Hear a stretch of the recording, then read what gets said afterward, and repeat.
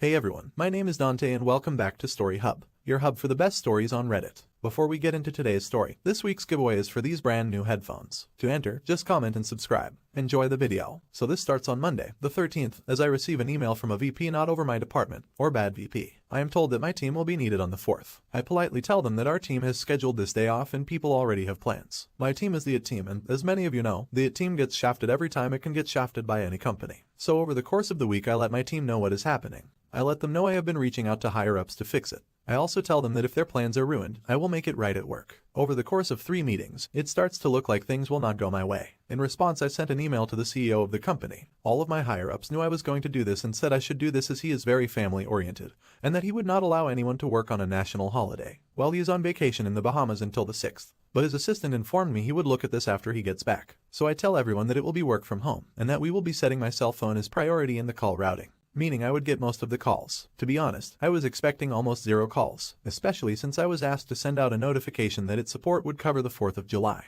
I never sent that email out. A day later I was given another outrage. I was told in an email that my employees would be required to be at the office, and no one was allowed to work from home. They would be checking the door badges to verify we were at the office. I asked why in an email, and they said that they wanted to make sure no one was playing video games at work. We normally work from home about 2 divided by 3rd of the week, and video game playing is a normal occurrence at work. So I walked into the person's office. After a very long conversation where she was losing the logic war with me, she told me that it's just that you guys don't have lives. No, I am not kidding you. This is exactly what they told me. I reported this to my VP, who said, I will take care of this. It likely won't be until after the 4th, so get creative. I know this man well. We have worked together a long time, and get creative is code for corporate fuckery. I asked the person requiring us to be at the office if they cared if we had an office party. They said no, as long as it did not interfere with the call flow. Even suggested using my new company card to pay for it. Go wild. Pro tip, never tell me to go wild. At this point, it was Tuesday the 21st. I let everyone know what's up, but that I have something planned. I asked who had things planned for that day. 2 people told me they were planning to shoot off fireworks with their family, but the rest were planning BBQs with friends. I wrote an email to the VP over my department and the bad VP. I tell them all that I let everyone know. We all were expected to work until 8 p.m. Monday. For the conversation with the bad VP, I will be having an office party as a sort of apology to the guys and gals who got shafted by this decision. The bad VP replied again, thank you for your understanding. Also, yes, I would expect an office party if I had to work on the 4th of July as well. So go wild and enjoy your time. Use your new company credit card if you need to cover a few expenses. Also, I should not have to remind you or anyone else. No fireworks or alcohol on company property. So now it is time to tell you about my office. A while back, the IT team was moved from the main corp office and into a smaller building by itself. It has a nice gaming break room, a decent-sized gym, and a full-on drink bar. Soft drinks, mind you, no alcohol at work. Out back is a big patio that crosses county lines as soon as you cross a small creek. A creek that just so happens to have a footbridge over it, leading to an empty field.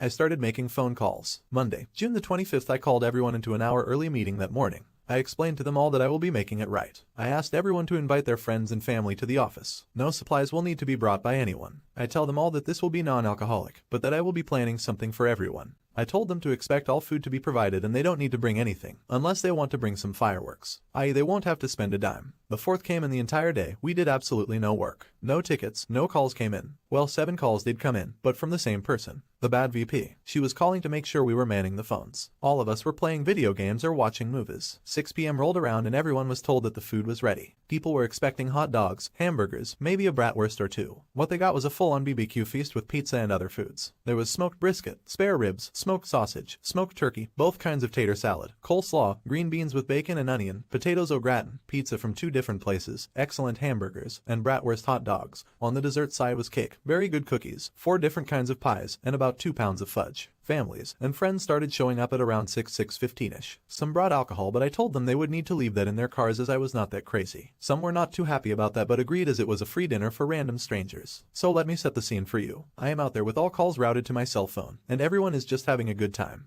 We have a ton of people there just enjoying the fun night, chatting about random stuff, eating the food, and occasionally lighting off some sparklers or throwing firecrackers into the stream. It's not stocked and only 1 foot deep. My VP, not the bad VP mind you, showed up with his family and brought some water balloons for the kids and manchildren. Around 8:30ish it's getting dark and people want to shoot off more than the simple sparklers and firecrackers we had been using. The VP over the department had everyone cross the footbridge, over county line and off company property mind you, and we set up a big wooden board using it as our launch pad. We fired off what we had for an hour or two, and sort of just hung out for a little while. At around this time people were tired and ready to head home. I told people to take home leftovers, within reason. We all clocked out at 8 and no one left until about 10:30. The bad VP did call once more while we were out back at the party. It was 7:50 and she called asking for a status update. My exact words were, "Well, you were the only one to call us today. The rest of us are on the back patio enjoying the 4th of July shindig." She simply acted like my boss and said as long as no alcohol or fireworks are on company property, I do not care. We ate roughly half of the food catered. The rest was taken home. Really quick, if you're enjoying the video, don't forget to drop a like. A small group volunteered to stay behind to clean up, including my VP. We had a funny conversation about how this will make waves with the bosses, but he said he had my back and asked me how much this cost. I just gave him a sideways look which made him laugh. Tuesday morning, I submitted the expense report to my VP. This email would inevitably make its way over to the bad VP and up the chain to the CIO of the company. It would be a bad idea to give out the exact cost of the party, mind you, but I can tell you that because of this 4th of July party, new rules were put into place. Any expenses of over 4K or more must be approved by the direct supervisor, VP over the department, and the full expense report must be sent to the financial department for review after the fact. Hint, the party cost over 6K. The BBQ was the most expensive part. I did not order from a low or mid-tier place. The place I ordered from has consistently been on the top 10 in the DFW listing for the last 30 years. I ate at that place so much I made friends with the owner. The best BBQ I have ever had. The pies and cakes were custom made by a bakery and the cookies were made by a boutique cookie place. I had 10 minutes 12 packs of Coke, Coke Zero, DP, DP Zero, Pepsi, and Pepsi Zero. I bought 5 pepperoni, 5 sausage, 5 cheese, 2 Hawaiian, and 3 cheeseburger pizzas from one place, and nearly the same number from another place. Excluding the cheeseburger ones, I subbed out those for a different specialty pizza from the other place. The burgers were from an excellent burger place that did catering. I know that owner well. He brought his kids for the night of fun after he heard what was going to be happening. He was also the one who brought the brat dogs as he recently added those to his menu. This was the most expensive office party in the history of the company. The only things more expensive than this were some business meetings that the CEO rented private rooms in high-end restaurants for. As for the CEO, he was outraged. Not at the cost of the party, mind you. He knew that the party would not have been necessary if people had been allowed to go home. He was outraged that it was the only group required to work on that day. When I submitted the logs showing how we received no real phone calls, no service requests, and that we basically watched movies, played video games during our shift, he had heard enough. He apparently sent out a scathing email about work-life balance and the importance of our holidays to every upper management.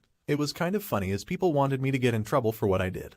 But the reality is other departments have done similar things in the past, just not on the scale that it did. The bad VP was admonished quite effectively and sent me an apology email. I forwarded it to the team with a strong hint to not reply. Then my VP let the CIO and the CEO know about what the bad VP said. You guys don't have lives. The bad VP did actually confirm she said it in a meeting with her EVP. It did not go over well. I have never heard people yelling in an office meeting like that before. The CEO of the company came to our office and yelled at her. Not sure if she was fired, but she is not at work today. In Active Directory she does not have the down arrow of death, so not 100% what happened to her. I know she lost whatever clout she had at this company with her attitude. If anything more happens, I will update. But so far it looks like the fallout from this is that I caused a new rule to be put in place about how much you are allowed to spend at one time. The bad VP may or may not be let go, forced to resign. I know she got yelled at. Strangely, there is now no longer any pushback for my bid to get everyone back to working from home. I have a sister that's 6 years older than me. My parents for years canceled on me last minute because of my sister. I have a basketball game. Oops, sorry sister doesn't feel like going out. I am graduating ops, sorry sister had a bad day at work. They have missed both major and smaller events in my life because of her meltdowns. I met the love of my life. We decided to tie the knot.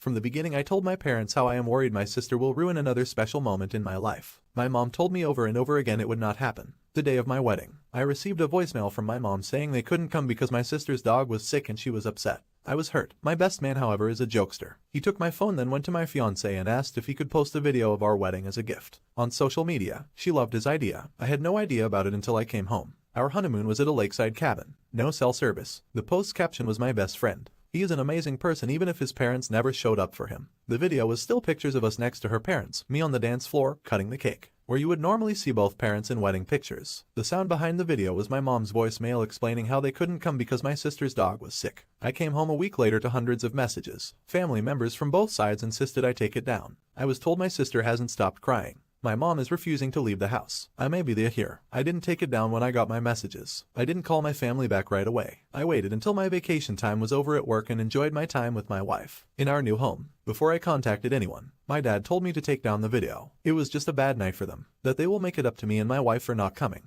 My reply was exactly, how do you plan to make up my wedding? It's a once-in-a-lifetime thing. You choose to ignore my feelings on the whole matter. Then he just repeated he will make it up to me. I told him I would take down the video only when he made up missing my wedding. Flustered, we both hung up the phone before we both said things we shouldn't have. Am I the idiot here? I could have just taken down the video. Not the idiot. They were finally called out on their blatant favoritism and they obviously didn't take it well. I'd hold off inviting them anywhere or to anything, Opus, at least for a while. Don't make them your first priority when you clearly aren't theirs. Focus on your new wife and your absolutely awesome best friend. They both sound like keepers. Not the idiot. I think I'm in love with the best man. He absolutely showed your parents' favoritism, hypocrisy, in the best way ever. I hope there will never be an invite to a baby shower, etc. Thank you for watching, and if you enjoyed, don't forget to like and subscribe.